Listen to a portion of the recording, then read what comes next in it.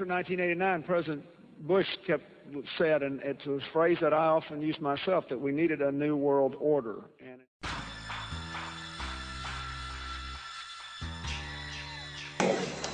And to build.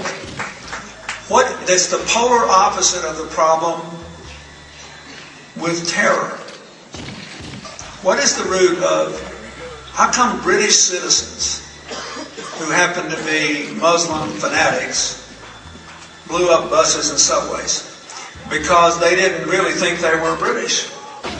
That identity was irrelevant to them. They thought their differences were all that mattered.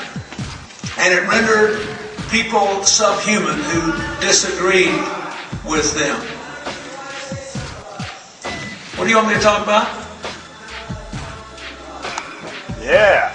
A fraud?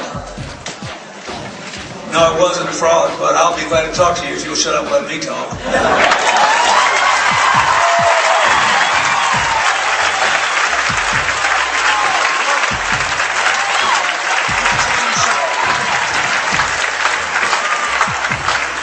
I'll tell you a couple of stories about fraud. The Bohemian Club. Did you say the Bohemian Club? Yeah. That's where all those rich Republicans go up and stand naked against redwood trees, right? I've never been to the Bohemian Club, but you ought to go. It'd be good for you. Get some fresh air.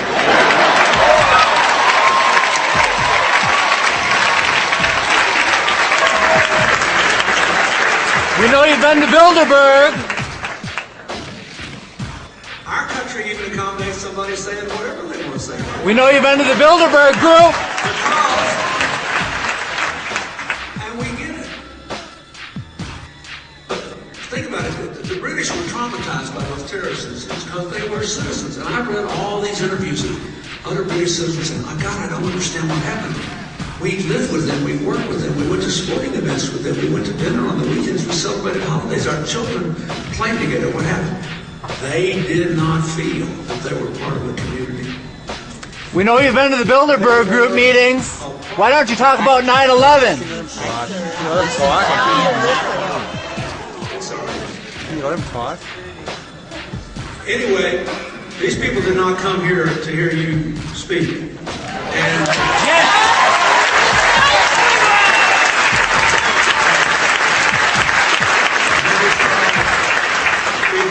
self-control, we can live with it. The people are waking up. The people are becoming aware 9/11 was an inside job. Hey, listen. We paid to come listen to this, please. An inside job? Yeah, it was an inside job.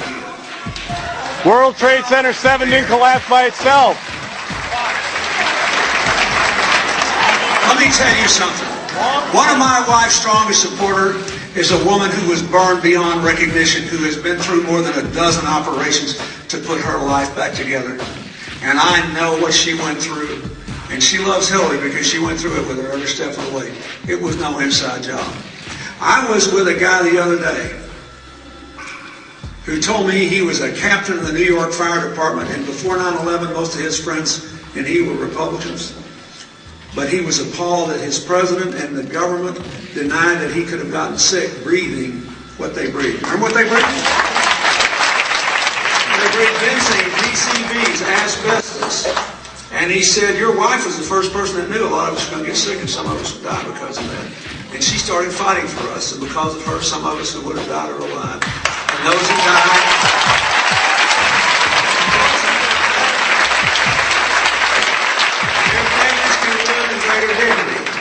I live in New York.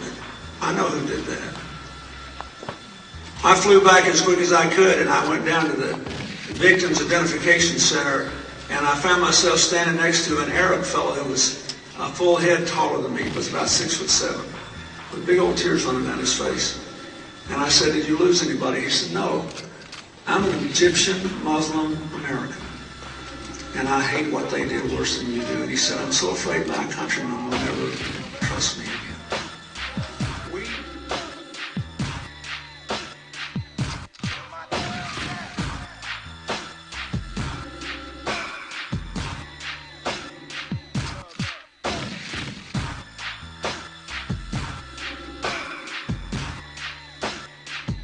to an Arab fellow who was a full head taller than me. He was about 6'7", with big old tears running down his face.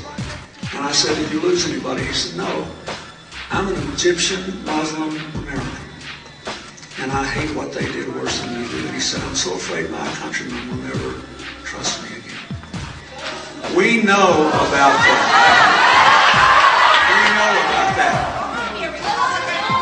You guys got to be careful. You're going to give Minnesota a bad reputation here. So anyway, this is a problem. Bill, tell them about the Bilderberg Group. Sure. You want your ticket? Thank you.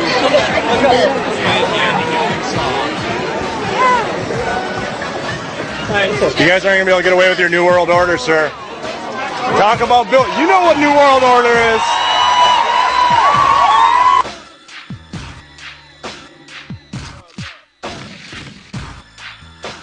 1989, President Bush said, and it's his phrase that I often use myself, that we needed a new world order. And his phrase that I often use myself, that we needed a new world order. And it needed a new world order. And a new world order. The new world order. World order. New world order. That we needed a new world order. You guys aren't going to be able to get away with your New World Order, sir. Talk about Bill. You know what New World Order is.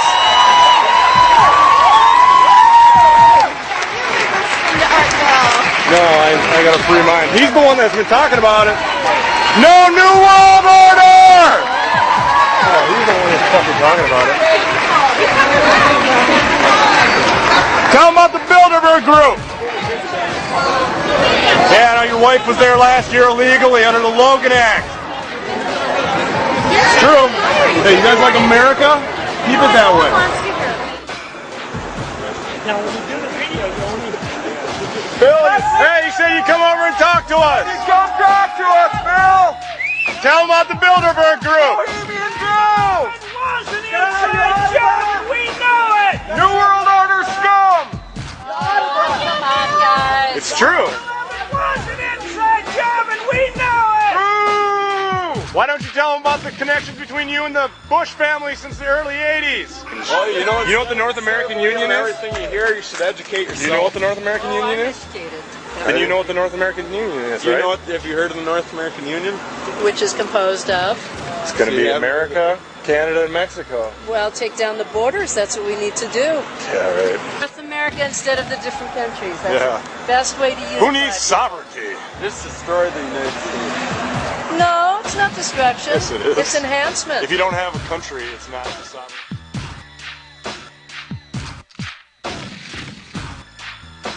One Clinton campaigning for another. Tonight, President Clinton came to the Twin Cities stumping for his wife. Here's KARE 11's Scott Goldberg. We have the next First Gentleman of the United States, President Bill Clinton. At the State Theater, Bill Clinton played to a packed house. And this is why I'd be here for her if we weren't married. Number one, we have to restore our standing in the world. We're in trouble in the rest of the world. More than 2,000 people were in the audience. They paid his wife's campaign between $25 and $100 to be there. And when one person in the crowd claimed 9/11 was an inside job, it was clear this event wasn't about cozying up to big donors. A fraud? No, it wasn't a fraud, but I'll be glad to talk to you if you'll shut up and let me talk. Now, those with deeper pockets had their moments with the former president. Earlier, there was a private reception for people who gave Hillary as much as $2,300. And that's why the University of Minnesota's Larry Jacobs says Mr. Clinton was in Minnesota, because Mrs. Clinton's campaign is a fundraising behemoth, and donors in other parts of the country are tapped out. Former President Clinton raised money for his wife Hillary's campaign tonight at the State Theater in Minneapolis. When hecklers interrupted, shouting that the September 11th terror attacks were a fraud, President Clinton confronted them. an inside job? How dare you? How dare you? The hecklers were removed from the crowd. Tickets to the State Theater went for between $25 and $100, and tickets for a fundraiser earlier in the night went around $1,000 to $2,300. I love George Bush.